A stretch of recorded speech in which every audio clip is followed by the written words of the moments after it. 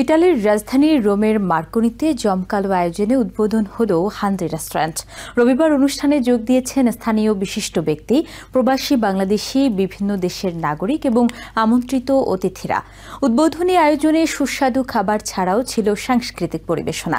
স্বত্বাধিকারী আনোয়ার বলেন, প্রবাসে বাংলাদেশের স্বাদ ও পরিবেশ উপভোগে হান্দ্রি রেস্টুরেন্টের গুরুত্বপূর্ণ ভূমিকা রাখতে পারে। অতিথিরা জানান, রোম থেকেও এ আয়োজন তাদের মনে করিয়ে দিয়েছে মাতৃভূমির আবেগ আর স্বাদ। ইটালিতে দিনকে দিন বাংলাদেশি মালিকানাধীন রেস্টুরেন্ট ব্যবসা বৃদ্ধি পাচ্ছে। স্থানীয় খাবারের পাশাপাশি বাংলাদেশি ঐতিহ্যবাহী খাবারও স্থানীয় ইতালীয় ও অন্যান্য অভিবাসীর কাছেও সমান জনপ্রিয় হয়ে উঠেছে। এ প্রবণতা আগামী দিনে আরও বৃদ্ধি পেলে প্রবাসী বাংলাদেশিদের অর্থনৈতিক স্থিতিশীলতায় বড় ভূমিকা রাখবে বলে মনে করেন বিশেষজ্ঞরা।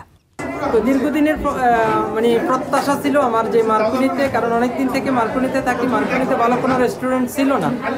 তো যার কারণে এখন যদিও কয়েকটা রেস্টুরেন্ট হয়েছে, কিন্তু আমি চাচ্ছি যে আল্লাহর কাছে শুকরিয়া যে আমি ভালো একটা পরিবেশে ভালো একটা জায়গায় একটা রেস্টুরেন্ট করতে পারছি।